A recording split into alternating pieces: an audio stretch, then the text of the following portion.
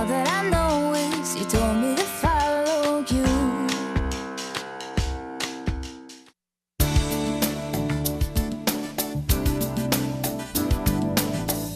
Boa tarde. Hoje nós vamos falar sobre a relação da adolescente e o ginecologista. Como fazer, quando ser essa primeira vez, a consulta, os exames permitidos, o que se pode prevenir nessa fase. Enfim, são várias questões que hoje a doutora Mariana Hala, que é ginecologista, vai nos ajudar a entender tudo sobre esse tema. Boa tarde, doutora. Boa tarde. É um prazer. É um prazer. Boa tarde, Valéria. E também conosco a Valéria, que vai passar os nossos endereços das redes sociais, né, Valéria? Isso. Bom, boa tarde. Se você quiser falar conosco, ligar ou mandar um e-mail, então você pode ligar para o 5644-5210 ou mandar um e-mail para vocemulher@r7.com ou entrar no nosso Facebook e deixar lá a sua mensagem, facebook.com/vocemulhertv. Isso mesmo. E no segundo bloco, nós iremos falar sobre a importância de se definir e planejar. Você sabe realmente o que quer? Mas tudo isso daqui a pouco. Primeiro nós vamos à matéria falando sobre o tema e já voltamos. A Adriana chega pra mim e diz que beijou na boca. Eu olho a boquinha dela, não consigo imaginar ela beijando um menino na boca. Principalmente quando eu vou na frente do colégio dela, eu vejo aqueles meninos tudo com calça larga, aquelas calças que vêm até aqui assim, parece que... Ai, meu Deus. A primeira menstruação, também conhecida como menarca, é uma fase rodeada de mudanças físicas e psicológicas que podem deixar os pais de cabelo em pé. Mas calma, o lado criança não fica totalmente adormecido. A menarca acontece em média aos 12 anos, mas há casos em que ocorre a partir dos 8, o que também pode ser normal. Saiba que em toda a vida a mulher vai menstruar de 300 a 500 vezes. E por isso é preciso que toda a família se prepare para o início de muitas mudanças físicas e psicológicas na vida da menina. Veja como algumas mocinhas passaram por essa fase. Quando começou a nascer espinhas, eu sentia muita cólica, muito forte e não, sabe, é uma coisa muito ruim. E você não conseguia falar com as pessoas direito, você queria xingar as pessoas, jogar coisas nelas. Depois foi se adaptando, se acostumando que todo mês tem a menstruação, acompanhada de cólica, bem diferente. Para a pequena Tainá, esse acontecimento foi uma surpresa e ela não estava preparada. Eu estava na praia com a mãe, com o pai, com a mãe e o namorado da minha irmã. E no quase último dia, eu fui no banheiro e saiu sangue. Aí eu fui lá, chamei minha amiga. Aí ela falou pra mim eu chamei ela falou pra mãe dela. Aí a mãe dela me deu motes, aí eu dormi. A família de Tainá também foi pega de surpresa. Fiquei com vergonha de contar pra minha mãe e meu pai. Ele chorou porque perdeu a bebê dele. Ela também chorou muito, ela se incomodou muito com o absorvente. Ela não está preparada, ela brinca de boneca, ela não quer parar de brincar de boneca. E eu deixo acontecer conforme vai acontecendo. O suporte da família é fundamental para a mocinha.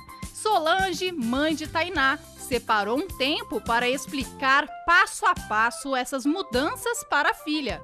Eu conversei bastante com ela quando ela voltou da praia. O que eu fiz? Eu fui com ela na farmácia, eu comprei vários tipos de absorvente para ver qual ela se adaptava melhor. Entrei no banheiro com ela, ensinei como colocar, que é assim mesmo, que ela vai acostumando, que a irmã já estava, que isso é fase da mulher mesmo. Anne ainda não é mocinha, mas não tem pressa para isso. Assim, se der 3 anos, me deixa brincando de boneca que eu tô ótima assim. A menarca acontece exatamente assim. Quando a menina que brinca de boneca, de repente, fica mocinha. Como diziam nossos avós. E muitos sinais antecedem esse momento. Várias espinhas no rosto, o peito cresce. Se não é a maquiagem, cresceu um pouco o seio, as pernas. Eu acho que muda principalmente na maturidade.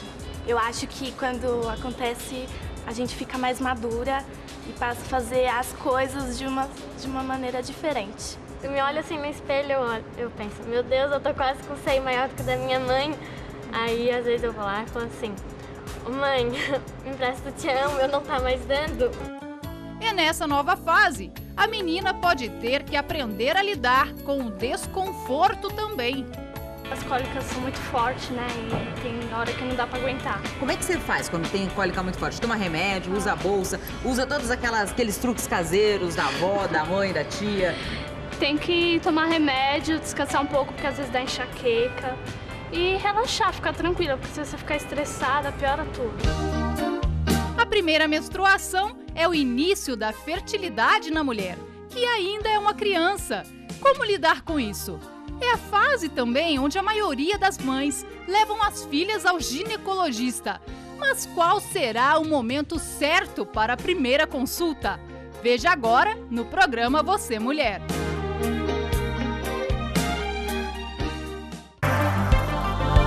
Faça sua pergunta sobre saúde e envie para o nosso Facebook, facebook.com/vocêmulher. Um espaço para você interagir e sugerir temas. Fique ligado e participe. Doutora, a gente viu na matéria, né?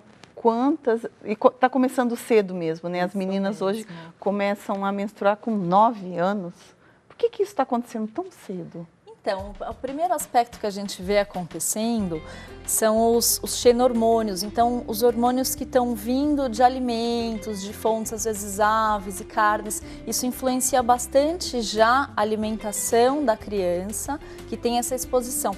E um outro fator, Ana, é a própria exposição à sexualidade muito cedo. Isso mexe muito com a menina, né? Então, isso tem um fator, sim, né, pra gente. E ela começando muito cedo.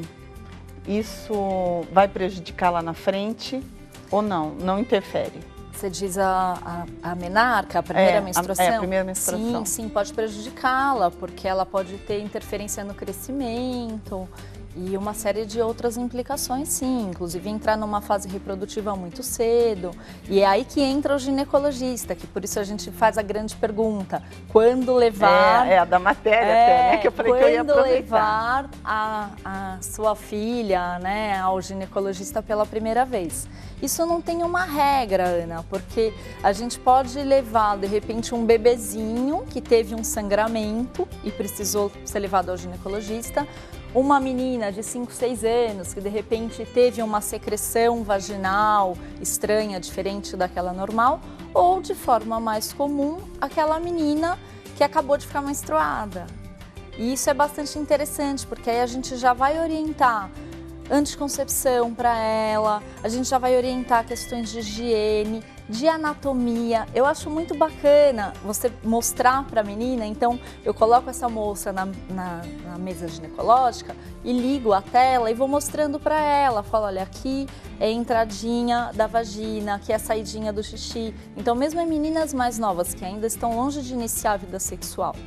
E um fator importante também, que as mães que estão assistindo têm que levar em conta, é que levar sua filha a ginecologista não significa um estímulo à sexualidade dela. Exatamente. É apenas uma orientação. Muitas têm medo, né? Disso. Exatamente. Se eu levar, vai aguçar a curiosidade. Sim, mas a gente explica. Eu acho que assim, se a menina for ter relação, ela vai ter com, sem, apesar de uma autorização da mãe. A verdade é essa. Então, melhor que ela esteja orientada, né, para fazer na fase que ela estiver pronta para isso. Então, não tem idade, né? Não é tem o cuidado idade. dos pais mesmo, exatamente. Né? E eu estava lendo, eu acho bem legal esse primeiro contato sempre ser com uma médica.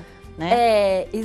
Isso assim, a gente tenta evitar esse preconceito contra médicos homens, mas às vezes aquela menina jovem, ela tem mais vergonha.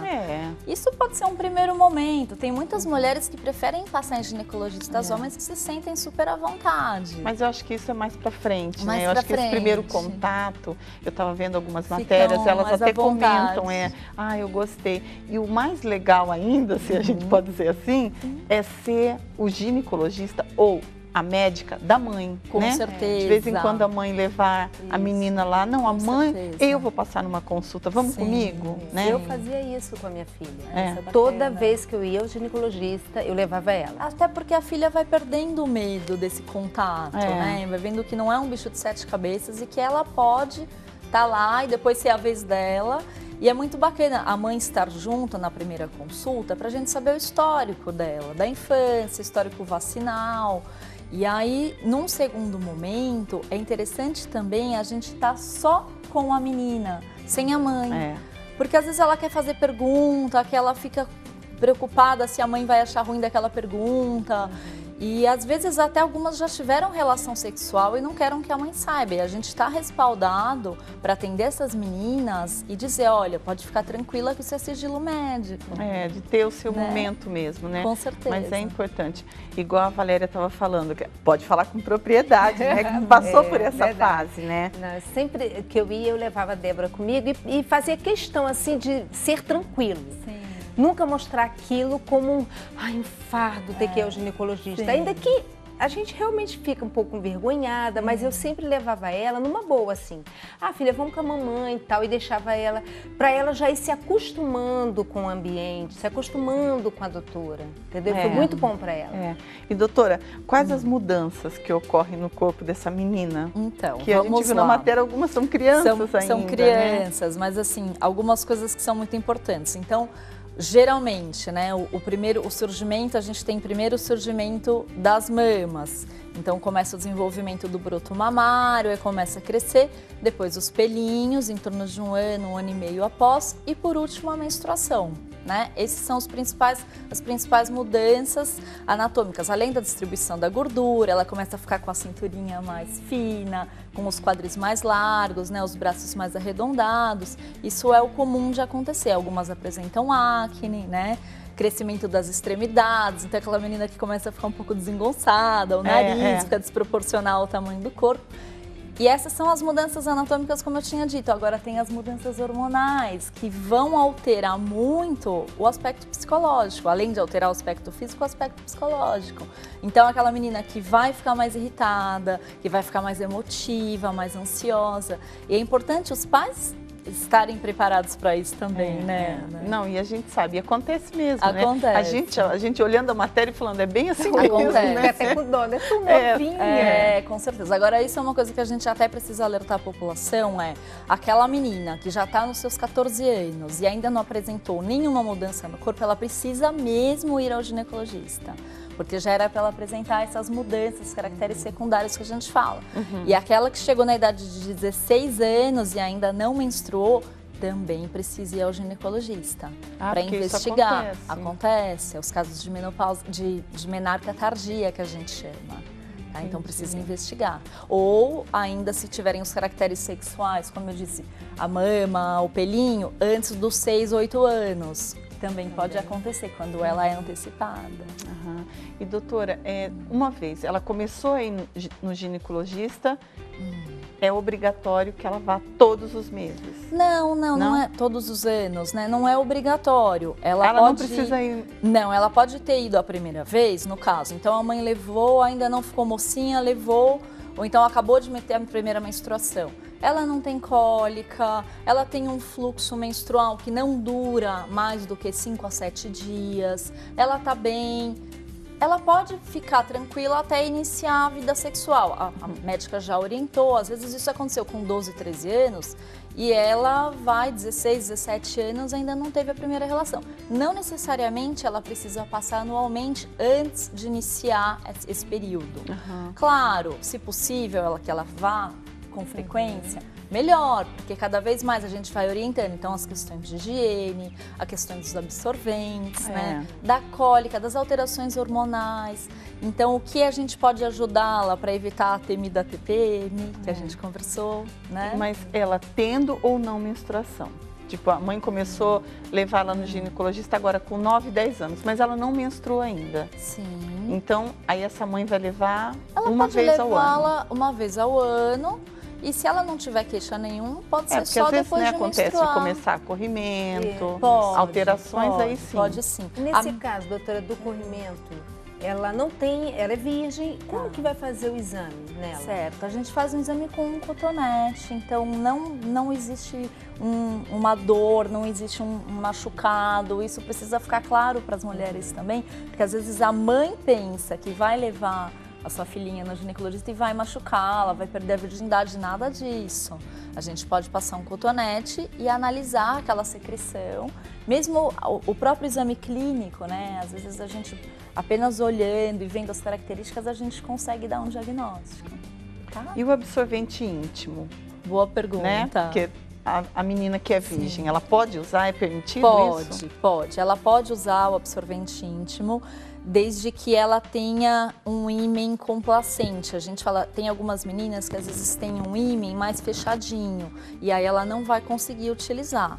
Né? Agora, na maioria das vezes é esse ímen mais complacente, aí ela consegue usar assim, ela não vai estar perdendo a virgindade. Mas então, para ela saber se ela tem ou não, é recomendado ela ir, né? Ginecologista, perfeito. Antes, Perfeito. Né? De usar, né? Melhor. Né? É. Tem alguma pergunta? Na sua experiência, como as adolescentes chegam no consultório pela primeira vez? Quais as dúvidas? Elas vão espantadas ou mais curiosas? Não, na verdade, essas mais novas que eu atendo, às vezes meninas de 8 ou 9 anos que ainda não ficaram menstruadas, são levadas pela mãe. Mas eu tenho o caso, sim, das adolescentes, às vezes de 15, 16 anos, que vão pra falar, olha, eu já tive minha primeira relação, quero sua ajuda agora. Isso não é o ideal é que ela vá antes de ter a primeira relação sexual. Mas também depois que teve a relação, aí se torna obrigatório já, Com né? certeza. Aí já não tem com mais certeza. jeito, né? Para orientar as doenças sexualmente transmissíveis, para orientar o Papa Nicolau, os métodos anticoncepcionais, que são muitos. E para se conhecer, né, Ana? A menina precisa se conhecer desde cedo, né? E essa menstruação que a senhora comentou antes, essa menstruação tardia, seria os 16, ela começa com os 16. Então, se até os 16... ela não tiver acontecido nada, pode ser que ela tenha algumas síndromes que pode ela não menstruar. Tem mutações genéticas que ela pode ter, então às vezes uma síndrome de Klinefelter, uma síndrome de Hansen, outras síndromes genéticas que ela não menstruaria mesmo. Então, que ela já chegou aos 16, não menstruou ainda, precisa investigar. Mas o normal fica entre os 9... A média da brasileira é 12,6 anos, então 12 anos e meio. Tá. Aí passou disso, a mãe já tem que ficar um pouquinho mais atenta, então. Se ela chegou aos 14 anos, ela tem mama, tem pelinhos, ok, não tem problema. Agora, se ela chegou aos 14 anos, sem mama, sem pelinhos, sem alteração no corpo, aí realmente precisa investigar com urgência. Eu tenho uma pergunta aqui, ó. Como explicar para a menina que o ciclo menstrual dela já é uma fase adulta? Porque é uma menina ainda, né? A gente viu na matéria, 9 anos. Como explicar isso para ela? Eu diria até que não necessariamente é uma fase adulta, porque ela não tem maturidade de um adulto. Nenhuma. Mas é uma fase reprodutiva. Então, essa menina precisa ser orientada quanto ao risco de engravidar, que infelizmente a gente vê aí meninas de 11, 12 anos engravidando sem ter a menor noção do que está acontecendo. É porque às vezes a mãe não teve essa orientação da avó, né, da mãe dela. Exatamente. Mas a gente está vendo que hoje é diferente. A realidade é outra, né? Então, se essa mãe não tem jeito, né, Valéria? Porque tem mãe que, eu tenho vergonha, como que eu vou falar isso para minha filha? Peça ajuda ao ginecologista. Leva ela para o médico. Então, de repente, vai antes, né, no ginecologista e fala, olha, eu não sei como falar, eu vou trazer minha filha. Porque eu acho que é bem melhor ela aprender em casa do que na rua, né, com uma amiga. Ela vai tirar dúvidas com a amiga dela. Não, é o que eu acho muito interessante. Tem que ter essa participação da mãe como a melhor amiga, Com certeza. É que não são todas as famílias. Ainda existe um tabu muito grande com a sexualidade, principalmente, então com os órgãos íntimos. Às vezes aquela menina que foi orientada a vida toda, olha, não põe a mão aí que é feio. Ela não vai saber se higienizar, ela não vai saber usar um absorvente interno e muito menos conhecer o próprio corpo. Então eu acho bacana esse contato com o ginecologista para mostrar, olha, às vezes tem educação sexual na escola e elas não prestam muita atenção e a hora que chega que você está de frente para essa criança, para essa adolescente, você consegue orientar melhor. E a vacina HPV, ela protege mesmo contra as doenças no útero? É assim, na vacina do HPV, ela protege sim contra os principais tipos do vírus, né, que é o 16 e o 18, que causam o câncer no colo do útero. Isso protege.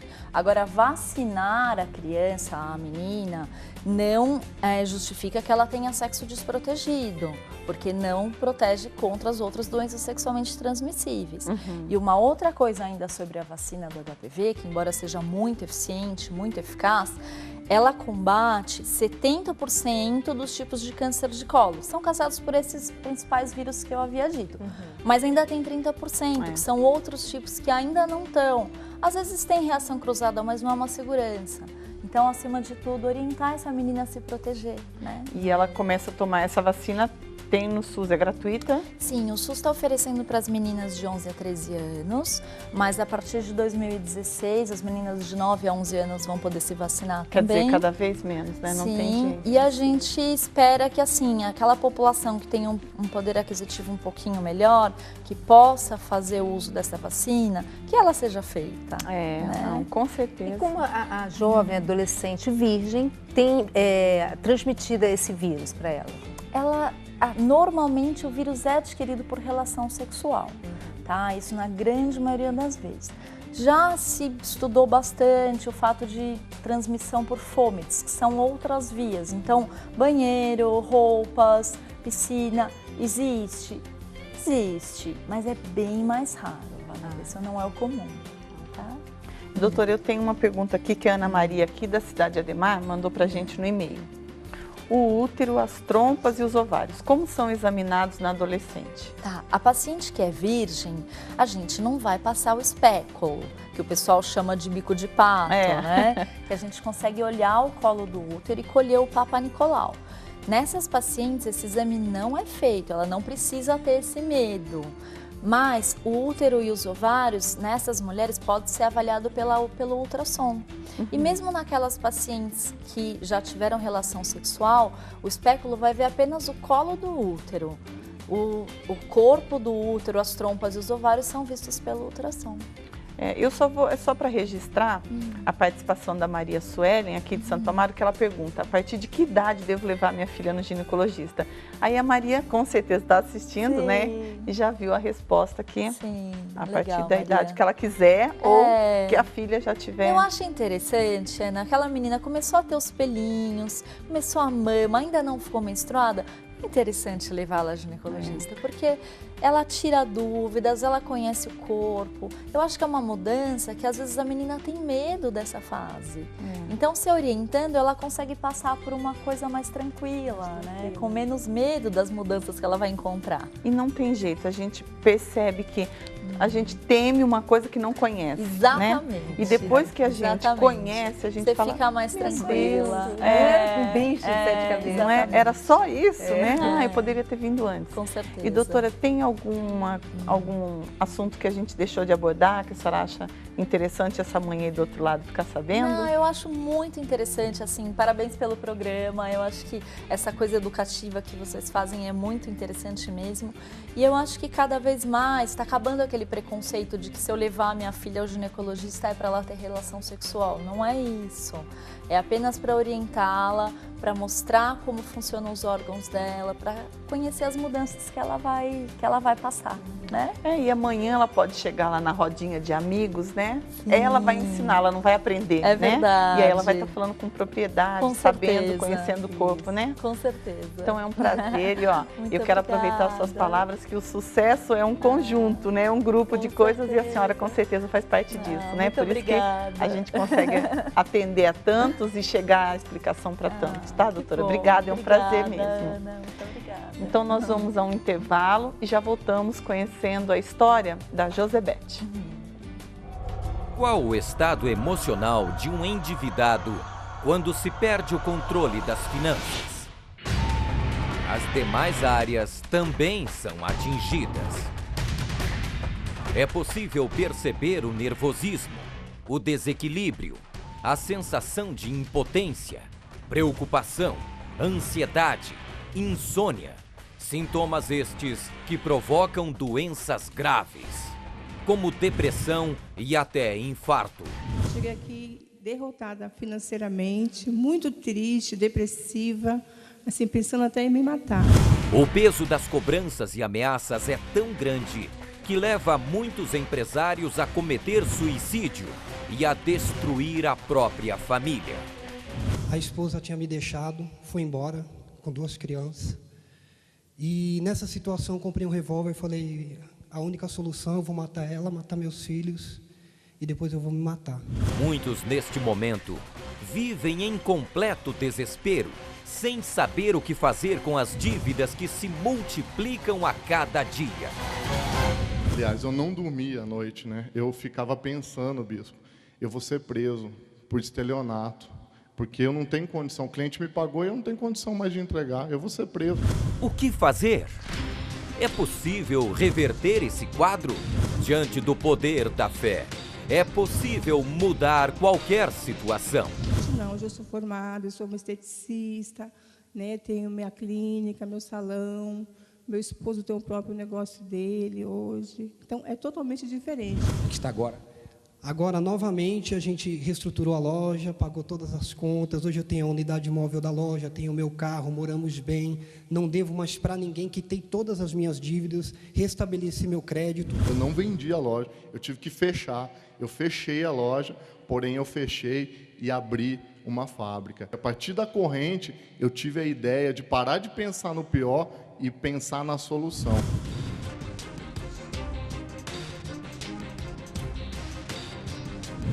Segunda-feira, Congresso para o Sucesso, às 22 horas, na Avenida João Dias, 1800, Santo Amaro.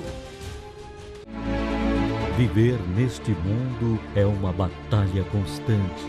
Ansiosos pelo futuro ou presos ao passado, enfrentamos momentos de dor e conflitos, desafios, decepções e injustiças. Como suportar os revés da vida? São muitas as ideias e teorias, mas o que fazer diante do impossível? O Pão Nosso para 365 dias, do Bispo Edir Macedo. Um livro com mensagens de fé para cada dia do ano, que irá ajudá-lo no seu cotidiano, dando as respostas que você precisa para um ano de vitórias e conquistas. Adquira através do site www.arcacenter.com ou de segunda a sexta, das 9 horas da manhã às 5 da tarde, pelo telefone 21 2461 0060. Você pode mandar a sua dúvida sobre diversos assuntos, pedir orientação ou fazer um desabafo. Envie seu e-mail vocêmulher@r7.com.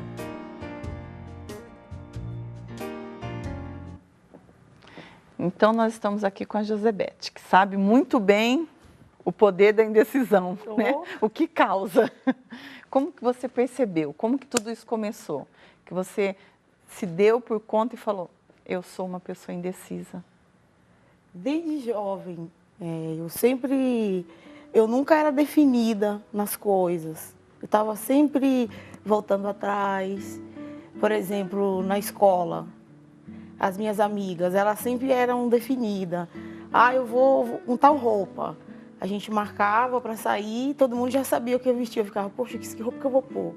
Aí eu colocava a roupa na frente do espelho, faltando 5 minutos para sair. Eu falava, essa blusa não tá boa. Mas eu tinha escolhido desde um tempo, eu já sabia que eu ia com aquela roupa. Na hora eu voltava atrás, chegava atrasada. Então eu estava sempre atrasada por causa da minha indecisão. Teve um fator assim que desencadeou isso, essa insegurança? Eu acho que o fato da minha casa, a minha irmã, ela era sempre definida. Ela sempre sabia o que queria. E aquilo, em vez de eu pegar como exemplo, eu achava assim, poxa, ela sabe tudo. Ela é melhor que eu. Ela é melhor que eu não consigo mesmo. Ficava insegura. E ficava insegura por o fato dela ser definida e eu não. E aquilo foi cardeando cada vez mais. Quer dizer, ao invés de você olhar para você e pegar as suas qualidades, né? Ela pegou as qualidades da irmã E se anulou. Procurou em você, não tinha, aí você achou que você não servia para mais nada. Isso mesmo, porque ela era sempre assim, ela se arrumava direitinho, parecia uma bonequinha, tudo, ela sempre era definida, nas amizades, nas coisas. Aí eu olhava assim e falei, poxa, eu não consigo ser como ela. E esse é um erro, né, Josebete? Isso é um erro muito grande, que a gente não pode se espelhar no outro, a gente tem que buscar na gente. Ó, nós três, né, temos a mesma fé, professamos, né, confessamos o mesmo Deus. Só que cada uma com uma personalidade, cada uma com um jeito. Verdade. E se de repente eu buscar em você algo que esteja faltando em mim, eu vou ficar numa frustração total. Não vai ter jeito. Porque vai ser uma busca que o que eu tenho foi dado por Deus e é meu. O que você tem é para que você multiplique. Então, o erro, né, Valéria, que as pessoas cometem é esse. E aí começa nisso. Isso. O que Josebete está aqui falando pra gente. A pessoa se anula porque ela acha assim, eu não sou igual a ela, eu não tenho as mesmas qualidades.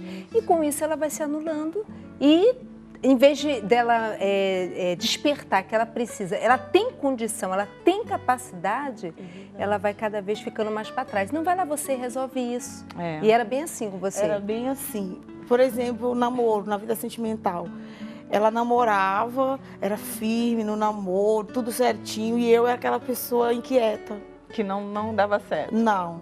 Mas olha, para essa pessoa entender também melhor, nós vamos a uma matéria agora. E daqui a pouco, Josebete, você vai voltar contando como que isso acontecia. Tá. Mas vamos à matéria e a gente já volta. Chega uma hora que o jovem sente a necessidade de criar asas e voar. Encarar os altos e baixos da vida adulta e morar sozinho é um grande desafio. Quando a gente sai da zona de conforto e enfrenta uma situação de sofrimento e consegue ter a paciência de esperar o tempo passar, você realmente se renova, se transforma e se fortalece. É o preço que eu tô pagando por morar sozinha. Situação tão difícil que muita gente desiste de abandonar a proteção dos pais. É uma casa diferente, você tem que aprender a comprar o seu sabonete, a comprar sua pasta de dente, a se alimentar direito, limpar a casa. São várias coisas que antes, quando você morava com pai, mãe, tio, avô, você não se preocupa muito. De repente, você olha pra cama, tá ali a pilha de roupa, sabe? Quando você mora sozinha, você que tem que fazer tudo isso. Você tem que realmente aprender a se cuidar direito, porque se você não se cuidar, ninguém vai cuidar de você. Tem jovens que, de certa forma, nunca se reconhecem com capacidade de sair de casa e de conquistar essa autonomia. Mas como é a rotina de quem resolveu cuidar da própria vida? O apartamento de Keila é pequeno, mas ela consegue se organizar em pouco espaço. Na casa de Clarissa, a cama vira guarda-roupa. O micro-ondas perdeu espaço para os cremes de beleza. E olha onde foi parar a sanduicheira. Em cima do armário. Dá para perceber que os eletrodomésticos não fazem parte da rotina da atriz. Segundo essa especialista em administração de varejo, é importante planejar esse sonho. Tem que ter muito cuidado na hora de planejar, porque você tem água, luz, telefone, internet, uma série de outros gastos que ele não estava adaptado, né? Não estava acostumado a pagar. Então as pessoas às vezes se focam única e exclusivamente aluguel. Ou então gastos com carro, mas tem os outros valores, né, que é agregado. E como em toda decisão importante, o medo é inevitável. Ele é um processo e na medida em que a família não promove esse processo de amadurecimento e o jovem de alguma forma não sabe buscá-lo, ele fica de certa forma ali encruado. Dá medo de você sair de uma situação confortável para de repente entrar em alguma furada e ter que esquentar a cabeça com coisas que você até então nunca tinha pensado que precisaria. Para que isso não aconteça, montamos um planejamento financeiro equilibrado. Do total do salário, 40% deve ser destinado ao pagamento do aluguel, 10% para compromissos como água, luz e telefone. Outros 20% para gastos como roupas e entretenimento. Se possível, 10% para uma reserva financeira e os outros 20% seria ideal para ser investidos em aplicação. Ou seja, um bom planejamento antes de tomar qualquer decisão é mais que essencial. O tempo passa mesmo, e muito depressa. O que fazemos no presente vai determinar o que teremos no futuro. A definição e um bom planejamento pode mudar o seu destino. Estamos na casa do seu Djalma. Hoje, um aposentado feliz. Mas olha, ele já foi um homem bem angustiado. Antes de sair da ativa, veio o baque. A esposa dele não deixou a peteca cair. Dona Maria Aparecida também aposentou e decidiu. O casal ia passar o tempo viajando. Esse casal teve um planejamento. 12 países visitados. Pensa que eles arrasam no inglês e no espanhol? Você conhece aquela piadinha? No, I don't. Não, e assim, hablas espanhol, sapie com pueco. Os dois aposentados estão mais apaixonados que muitos namorados e se tornaram mais cúmplices. Reservam parte da aposentadoria para as viagens e vivem muito bem. Essa é a prova de que um bom planejamento pode causar futuras felicidades. E você, sabe o que realmente quer? Saiba dicas valiosas agora no Você Mulher.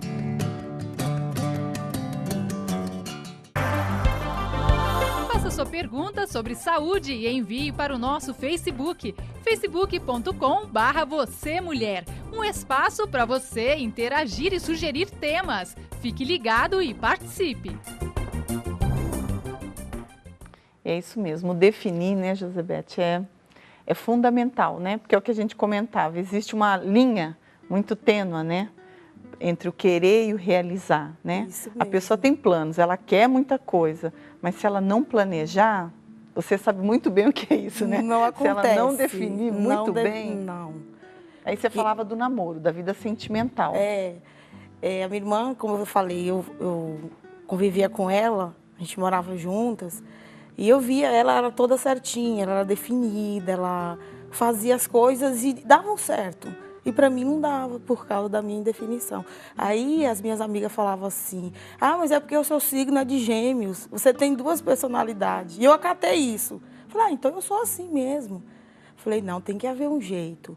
Então, o indefinido... Olha o poder da palavra, né? O poder da palavra. Falou, você tem um signo e por isso que você é assim, uma hora você quer, outra hora você não quer. E você tem que se conformar. Eu falo, mas há uma inquietação dentro do indecisivo. Você está sempre em conflito. Você querer e como fazer. Você não, é algo que a gente sofre muito. Porque você tinha planos. Não era aquela pessoa que não tinha desejo de construir algo. Você tinha desejos, mas você não conseguia porque você não se definia. Não me definia. E o indefinido não chega a lugar nenhum. Então, isso frustra a gente. Você fica frustrada, mas você não entende por que da frustração. É porque é uma constante, né? As pessoas cobram. Mas, poxa, por que você... Aí eu me tornei uma pessoa nervosa, ansiosa. Quando eu fazia algo errado, que a pessoa que estava de fora via, falava assim, mas você devia ter feito assim.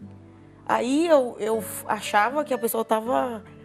Poxa, ela está me corrigindo. Quem é ela para me corrigir? Às vezes a amiga, minha irmã, a minha patroa na época, quando eu trabalhava, ela falava, Beth, você é uma pessoa muito indecisa. Você tem que saber o que você quer. Uma hora você quer fazer uma coisa, outra hora você quer fazer outra. Tinha dia que eu chegava muito nervosa, ansiosa no trabalho. Se ela falasse, alguém comentasse alguma coisa, eu catava a bolsa e ia embora. Então, eu já perdi emprego por causa disso. A ansiedade deixa a pessoa muito sem equilíbrio. Porque são os sentimentos que tomam conta, que tomam né? conta. Eles que lideram, né? Isso mesmo. Aí você fica frustrada, tudo. Eu chorava. Quando alguém me chamava atenção, por o fato dessa indecisão me deixava ansiosa e eu era nervosa, me chamava atenção, eu chorava, eu achava que ninguém gostava de mim. Poxa, só a minha vida dá errado. Eu me culpava. Poxa, por que eu sou assim? Josebete, e esse seu comportamento atrapalhava você ter amigas? Porque geralmente, Ana, a gente quando tem uma pessoa que é muito insegura, a gente fala, meu Deus, mas não dá nem para convidar, para chamar para nada, porque ela não se decide. Isso acontecia? Acontecia que eu e a minha irmã saíam, a gente tinha uma amiga em comum. Mas as amigas sempre eram mais amigas dela do que... Preferiam ela do que eu. E Beth, deixa eu te perguntar, aconteceu assim de você falar assim, poxa gente, será que todo mundo pensa que eu tenho prazer de ser assim, eu gosto de ser assim? Passava isso pela sua cabeça? Passava. Né? Eu falei assim, como que eu posso mudar? Eu sou assim, as pessoas têm que me aceitar assim. Mas não aceitam. Mas você também não se aceitava, não, né? Não aceitava. Porque, como você disse, eu uma pessoa indecisa, ela não chega em lugar nenhum, né? Não tem jeito. Não tem jeito. Porque como que pode? Eu vou, não vou, não vou. Fico. Quer dizer, o mundo vai acontecendo, o tempo vai passando e nada acontece. É. Você se frustra, daqui a pouco mexe com todo o seu ser. E isso era tanto profissional, né? Que todas não as fluía. áreas. O sentimental também não. Sentimental, porque eu tinha um namorado na época, ele falou assim, você precisa definir o que você quer. Uma hora você quer namorar, você fala de casar, e outra hora você quer ficar livre para sair com as suas amigas. E onde eu entro nisso? Aí eu falava assim, mas eu sou assim. Ele falou, você precisa mudar. Só que eu não sabia. Aí eu tentava, tipo, por exemplo, na minha profissão. Como que você tentava? O que você fazia para mudar? Eu falava assim, eu prometia. Eu vou mudar, só me dá uma chance, que eu prometo que eu vou mudar. Aí quando eu vejo... Na primeira tentativa... Eu começava tudo de novo e falou, tá vendo, não dá para confiar em você. Então, eles não tinham compromisso comigo como eu queria, e eu exigia. Poxa, você não quer nada. Ele falava assim, mas como? Eu nem sei o que você quer. Nem eu não você posso tá definida, assumir um compromisso com uma pessoa que amanhã ela pode me deixar catar a bolsa e ir embora. Ele falou, não dá, eu preciso me sentir seguro. E aquilo me frustrava, porque a culpa era minha, mas eu não sabia como mudar. É horrível. E aí o sentimento, Aí né? chorava, vem o sentimento, poxa, eu não consigo, eu não sou. É horrível. Você mesma se colocava para baixo. Eu mesma. Né? Falava, poxa, eu sou uma derrota. Porque aí vem aqueles pensamentos, né? Eu não sirvo para nada. Isso. Eu não combino com ninguém. Eu não combino com ninguém, ninguém gosta de mim. Aí depois você tenta culpar as pessoas. Depois muda o foco. Eu já não sou mais o foco. Então, o problema deve estar nas pessoas. Porque eu estou tentando mudar. Eu estou tentando mudar, mas ninguém me ajuda. Ninguém me ajuda. Aí eu falo assim, eu vou tentar. Eu falo, mas você não me ajuda. Ele falou, tem coisa que você tem que fazer. É muito difícil. A pessoa indecisa, ela sofre muito. Porque o tempo passa. E a gente, cada dia, você está em busca de algo novo para acrescentar. Crescer, né? Para crescer. E você vê os amigos, as pessoas indo e você ficando. Aí você para e pensa, poxa, por quê? E os conselhos que você recebia era esse? Era esse. Você que tem que mudar, você Beth. Precisa mudar. Você que mudar. E esses conselhos, muitas das vezes eu recebia como algo que me agredia. Poxa, eles têm que me entender, porque eu sou assim. Eu não tenho como mudar. Eu nasci assim, o meu signo é assim. E então eu estava sempre batendo de frente com as situações, com as pessoas. E pessoas que gostavam de mim, que estavam próximas, falavam, você precisa mudar.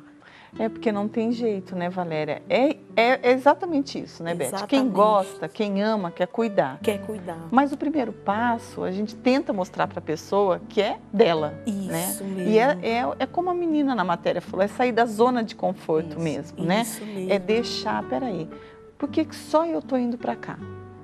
Né? E por que para as outras pessoas dá certo e para mim não dá?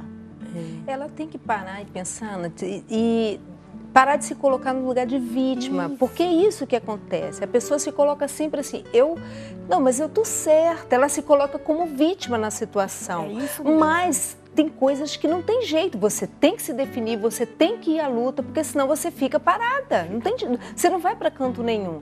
Porque é assim que é a vida. Hoje o mundo é para pessoas fortes. A pessoa tem que ser forte, ela tem que ser decidida. Se ela fica em cima do muro, não dá. Não dá. Ela vai ser atropelada, não dá certo. E ela não consegue, né, ir para frente. Agora nós temos a participação de uma amiga também, Valéria, que quer a nossa ajuda, é a Maria da Conceição. Mas antes, Maria, só um minutinho. Agora, nós temos uma oportunidade que a gente vai abrir para você também, que é uma ajuda não somente pelo telefone. Nós estamos recebendo inúmeros e-mails pedindo orientação. Então agora você também pode enviar um e-mail, aí você pode colocar no assunto e-mail, carta, que nós vamos estar orientando você aqui no programa. E hoje nós vamos estar fazendo isso com a Maria da Conceição, que nos mandou uma carta. Eu sou a Maria da Conceição, estou precisando de ajuda. Estou muito endividada, não tenho como pagar essas dívidas. Estou tendo até que vender pastel, mas eu recebo muito pouco por isso. Eu dependo da minha mãe, dependo do meu irmão para me ajudar com despesas maiores, mas eu tenho muito medo de um dia perder o meu irmão e não ter com que sobreviver, pois ele já é de idade. Por favor, não sei o que fazer e peço a ajuda de vocês. Então, Maria, o que você pode fazer?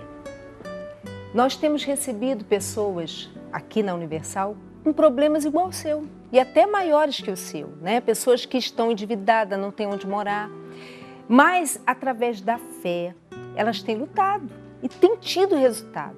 Se você também tomar a decisão e vir participar dessa corrente dos empresários, é uma corrente voltada especialmente para a vida financeira, para a pessoa que quer prosperar, você vai sair dessa situação. Acredita nisso, você vai sair. Tem jeito para o seu caso. E é só ela dar um passo, né, Valéria? Então, Maria da Conceição, faça isso. Dê um passo. Tome o que por direito já é seu. Existe uma promessa, é só você tomar posse disso, tá? Então, aqui na Avenida João Dias, 1800, nós temos essa reunião o dia todo. Está acontecendo uma agora, às 3 horas, e a gente tem umas 8 da noite, e tem uma também às 22 horas, que começa? 22 horas. Em toda a Igreja Universal existe essa reunião. E aí, com certeza, você vai mudar o quadro da sua vida financeira, tá bom? Eu também queria registrar aqui que eu recebi a cartinha da Yolanda, tá, Yolanda? Eu vou estar te respondendo. Mas permanece nessa tua fé que Deus vai te honrar, tá bom? Só para registrar a participação dela. Então, vamos lá, Beth. Então, a gente viu, né, quanto nós temos que tomar uma decisão mesmo, caso da Maria, da Yolanda, o quanto isso é necessário para que a gente caminhe, né? Para que tudo comece a acontecer. Foi assim que começou. Foi. Quando começou, caiu a ficha da Beth, a Beth falou, chega de ficar ouvindo que é o meu signo, que é o meu jeito. Eu comecei a juntar as coisas, eu falei, poxa, o meu namorado fala que eu preciso mudar, meu patrão fala que eu preciso mudar, meus amigos falam que eu preciso mudar, realmente eu preciso mudar. Aí eu comecei, dentro de mim, uma busca incansável, como fazer para me mudar, para eu mudar. Aí você começou a ver alguns exemplos. Eu comecei a ver alguns exemplos e comecei aquilo dentro da minha mente, havia uma confusão muito grande, eu falei, eu preciso mudar, eu quero mudar. É muito doloroso, mas o seu querer é muito forte, o meu querer é muito forte. Aí foi como eu comecei a não dormir, ficar acordada, pensando, como que eu vou mudar minha vida? Tem que haver uma saída, tem que haver uma saída. É, porque o primeiro passo é esse, né, Valéria? É a decisão da pessoa. Você vê que há algo de errado com você. Você reconhecer e falar, peraí, eu tenho que mudar. Eu tenho que mudar. E é muito difícil você olhar para dentro de você e saber que o defeito está em você. É, porque eu acredito assim, que a pessoa falar eu quero mudar, não basta. Não basta. Né? Porque ela já fazia isso, ela falava que queria, né? E também, assim, as pessoas falam eu quero mudar. Ah, eu não aceito essa vida, mas o que você está fazendo para que isso mude? Né? Porque as nossas reações mostram realmente o que a gente quer. Porque o falar é uma coisa e o reagir é outra, né? Então, eu falar que quero mudar, ok, tudo bem, o primeiro passo foi dado. Mas e agora? O de fato, o firme mesmo. E as suas atitudes, né? Porque aí você começou, eu quero mudar. E aí analisava. Para minha irmã, que é decidida, a coisa flui, tá indo. Aí eu comecei... Eu falei, a partir de agora eu vou agir diferente. Eu mudei de emprego. Eu queria muito trabalhar no ramo da beleza. Mas eu falei, mas como que eu vou fazer isso? O que eu ganho não dá para pagar o curso. mas vai acontecer alguma coisa. Só que eu em casa, eu já fazia em mim. Eu fazia minha unha, eu mesmo fazia depilação, eu mesmo cuidava de mim. Eu falei, eu posso... Olha bem para isso, olha, atenta. Até essa pessoa que está em casa, atenta para isso. Ela já tinha tudo. Eu já tinha, mas eu não conseguia enxergar. Mas você não se via. Eu não me via. Porque o tempo todo você olhava para outra pessoa, né? E nunca ela parou para se olhar. Quer dizer, ela já sabia fazer unha, ela já se arrumava, ela já se cuidava. Mas você não se enxergava. Não me enxergava. Né? E é exatamente isso que acontece. Aí, a partir disso, eu comecei a ver, poxa, o que eu posso fazer? Aí eu falei, eu vou trabalhar num salão, vou fazer unha.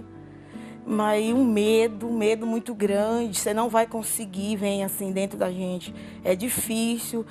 E o meu primeiro desafio, eu comecei a trabalhar num lugar simples, pequeno, ali já para mim era um desafio muito grande. Mas essa é a palavra, né, Beth? Esse é o segredo, se desafiar. Se desafiar. Eu falei, não, eu vou conseguir. E eu comecei a trabalhar num lugar pequeno, aquilo me mexia comigo. Eu falei, não, eu queria estar trabalhando num lugar chique, onde a minha irmã trabalha. Lá onde ela está é grande. Eu falei, mas eu vou chegar lá. E comecei pequeno, dali eu fui para outro melhor, porque naquele salão pequeno eu adquiri experiência. Exatamente. Porque ali as clientes não eram tão exigentes. Então o que eu fazia estava bom. E ali eu fui melhorando. Quando eu fiquei mais ou menos já num padrão, eu já fui para outro melhor. E dali fui para outro melhor e começou. E cê, sabe, você falando, eu lembrei. E é exatamente isso, né, Valéria?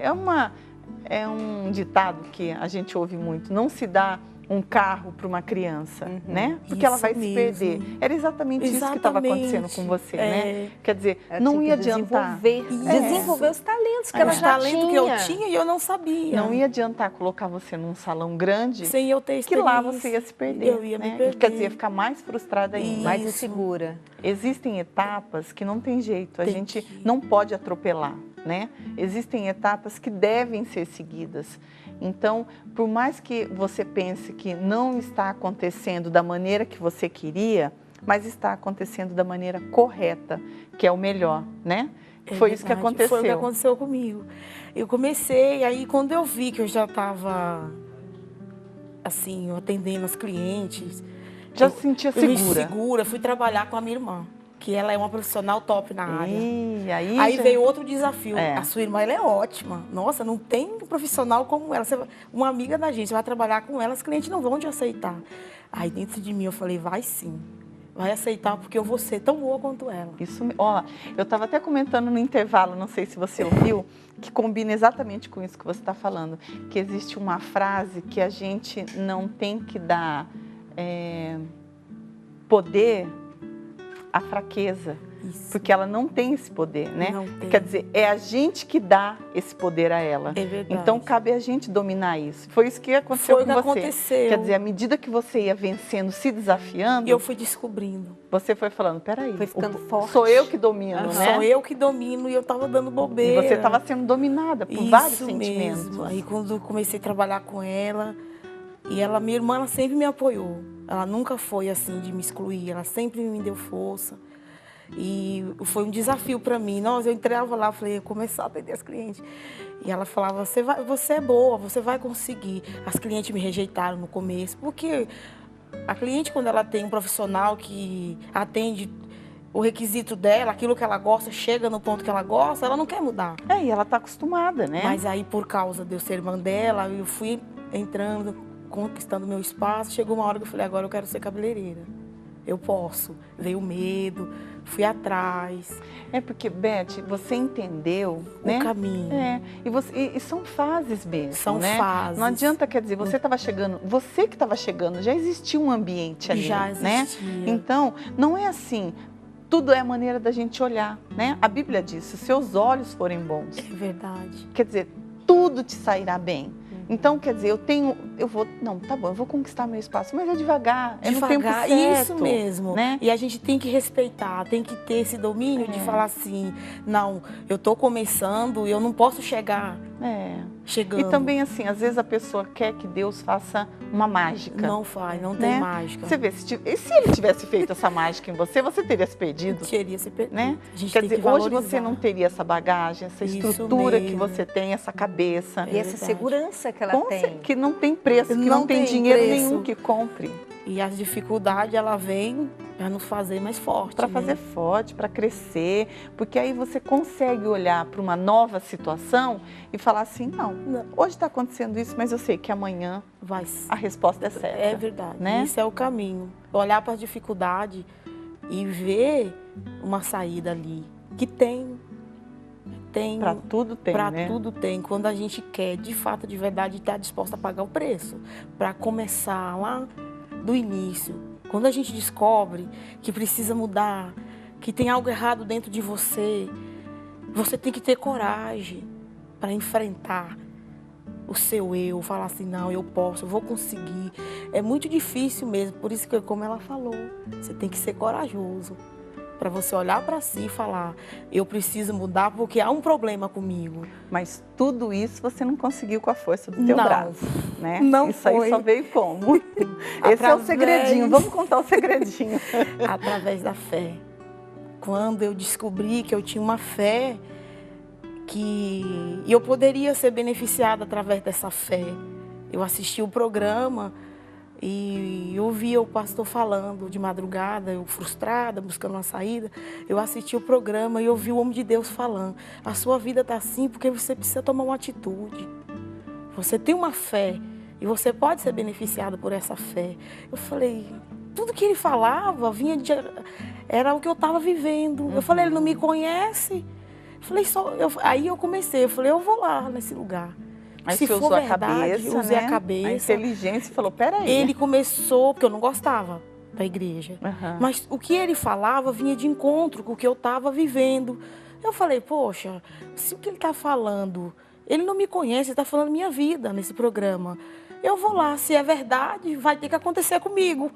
Eu fui, cheguei lá, sentei na reunião, comecei a ouvir ele falar. Tudo que o pastor falava, eu comecei a praticar.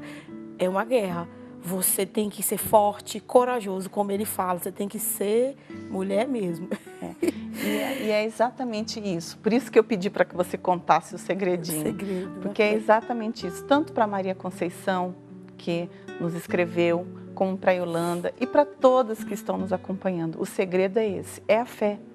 Porque você está acompanhando aí, de repente está se analisando e vê que com a força do teu braço, nada está acontecendo. E às vezes está até piorando. Então, por isso que a gente te convida a viver essa fé. Fé é essa que todos os dias é te apresentada nesse programa, em qualquer igreja universal que você for. Então, fica o nosso convite. É a sua atitude que vai mostrar o que realmente você quer da sua vida. Os mesmos costumes, as mesmas situações vão sempre trazer os mesmos resultados. Mas a sua atitude agora, para que a sua vida mude, aí sim, essa vem um resultado certo, tá bom? Então, fica aí o convite para você, para que a sua vida, de fato e de verdade, mude, assim como mudou a nossa, né, Beth? Mudou. Por isso que a gente te convida mesmo a dar esse passo de fé e ter uma vida transformada, tá bom? Então, eu quero te agradecer a Beth, a Valéria, e amanhã a gente está aqui de volta nesse mesmo horário. Deus te abençoe, viu? Você e toda a sua família. Até mais.